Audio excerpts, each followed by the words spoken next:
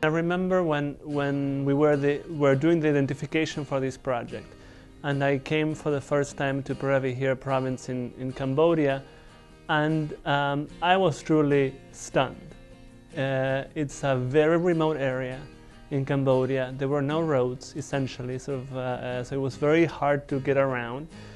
And it was a reconciliation area, which means that for about 30 years or so, there was really very, very little contact from this province with the central government. So there was really no infrastructure, no formal government mechanisms for providing service delivery of education, of health, and also where communities were highly suspicious of central government involvement, and that had been used to being very isolated.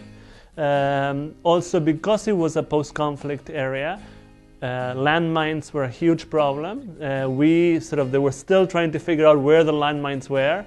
And also remember on this first trip, following this caravan of cars that were from the local counterparts that were sponsoring us, and they kept telling us, oh, look, that bridge has been blown up, that bridge has been blown up. So it was really, really difficult. You could see the devastation both in terms of the physical infrastructure, but also the legacy of seeing a very large number of people that were handicapped, that were missing limbs, that had deep scars. So you could really see what the legacy of the conflict was. As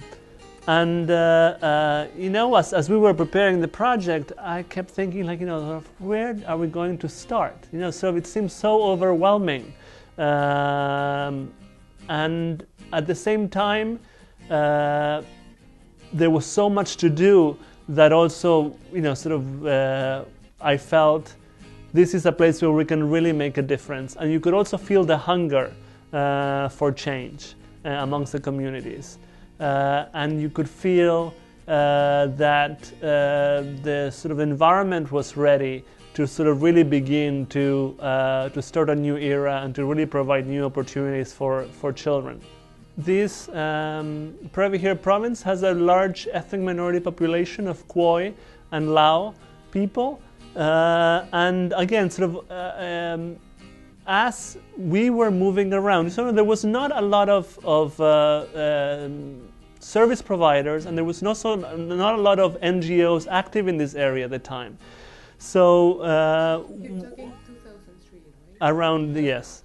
And so what was striking too is that every time either the local partner, NGO partner that was the implementing agency, which was Save the Children Norway, was out in the field, they kept discovering all of these hidden communities that were in the jungle and they visible, invisible to the official numbers of population, and so the project did an amazing job in terms of reaching out to these communities, of carrying across a message about the importance of education, and also of how communities could come together to begin to provide services. And even though we had a very explicit program of trying to build schools and to provide formal education, the project did a tremendous job in terms of really setting up what they called at the time mini schools. And these mini schools were just local, using local materials to really set up a space for children to come, and also usually it came paired up with cultural centers, which was again a space where the community could bring artifacts that were meaningful to the community, or to again their ethnic minority languages being spoken. So they would bring they would make records of the local language, or they were trying to translate sort of the official curriculum, the official materials into sort of local language materials. So all of that was done in a way to sort of convey the importance of education, and then secondly to really sort of say these services are not here brought to you, but rather are yours for you to develop and for you and for you to service your community. So the project in that sense was an extension of a community aim, and supported sort of a process that was led by the community to really sort of come up with interventions that were suitable and that were designed by local communities themselves. And I think that was what the magic that really made possible to work in these very, very difficult circumstances. This JSDF actually was a successor JSDF to a previous JSDF that was done in another reconciliation area in Cambodia. So there were a lot of lessons learned from there. So we were lucky in that sense of being able to build from past experiences. The implementing agency was the same implementing agency, and we were able to draw from people that had participated in this past project to sort of really bring lessons learned and to really sort of act as local facilitators that were truly local. There were people from the provinces around Peravi here to say, okay, we've done this and it worked. Look, you know, we were able sort of to turn around and being able to provide services that were meaningful and made a difference to our children, and this is how we did it. So in that sense, I think that we were much of the sort of tremendous impact that could be observed in 2 years, which is a very, very short implementation period, really was contingent on the fact that we could build on that past experience. I also think that the implementing agency did a very, very careful job in terms of working with government to really sort of at the provincial level and at the district level, sort of to build a culture where they were support agents of what was going on in the communities, right? And sort of coming every so often and say, you know, this or that, and provide and also sort of a really sort of a service-oriented culture of saying, like, we're trying to sort of really figure out how to serve your needs. And if you tell us what your needs are, we will work with you to try to figure out a way to help improve service delivery. And through that process of dialogue, through that process of really understanding what the realities were on the ground,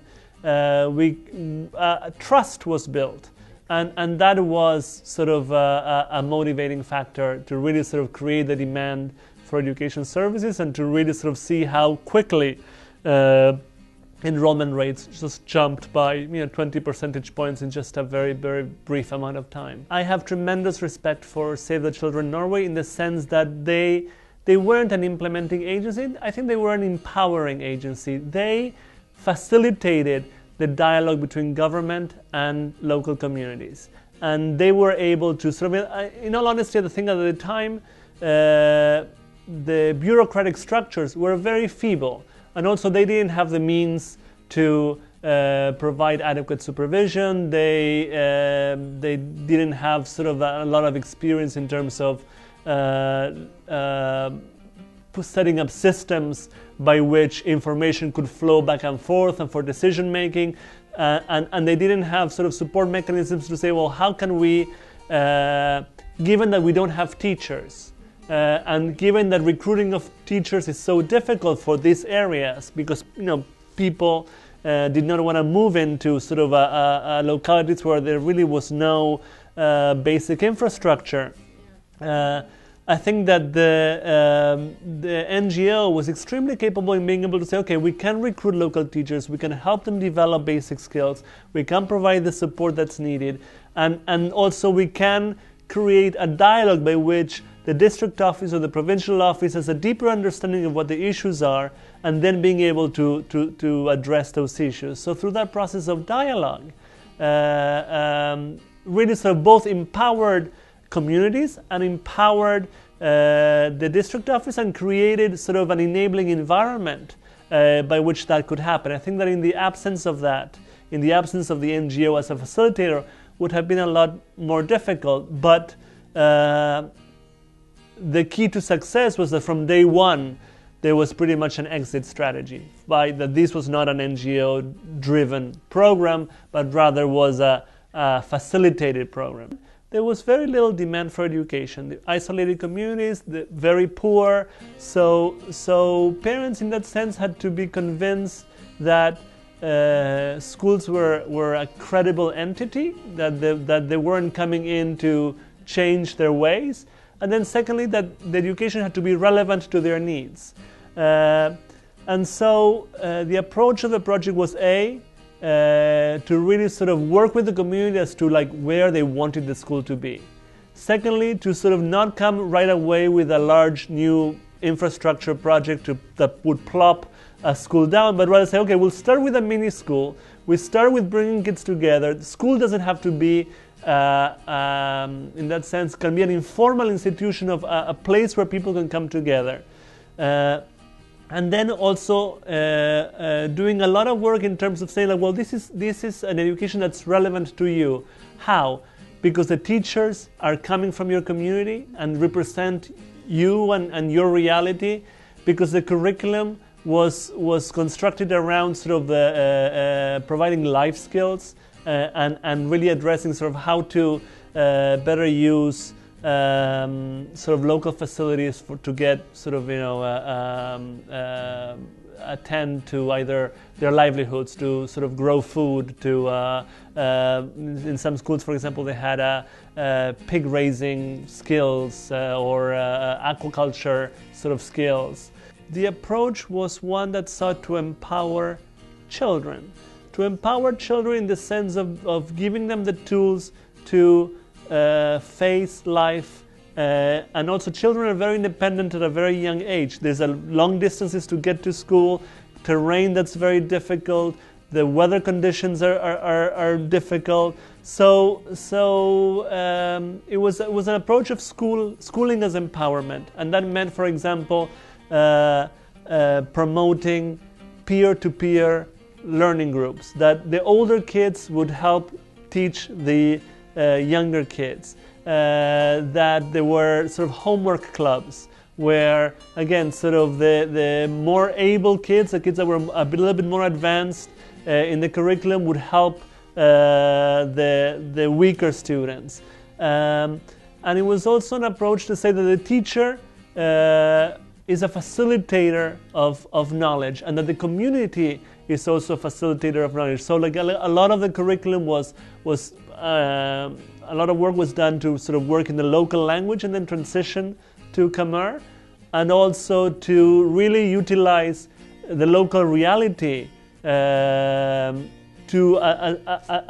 an entry point for learning, sort of about the local plants and animals, about sort of the local weather conditions, about the challenges of transportation in the local area, and so on and so forth, in a way to address sort of their daily lives and to make it relevant to their daily lives, while at the same time sort of incorporating the usual curricular guidelines that the Kingdom of Cambodia has. Many of the successes of the project are also directly related to the commitment of families, of very poor families, to making schools work. So the teachers oftentimes did not have housing. If they were not from the community, they had nowhere to. So the community would provide a place for them to live, would provide also, formal teacher salaries in Cambodia are very low.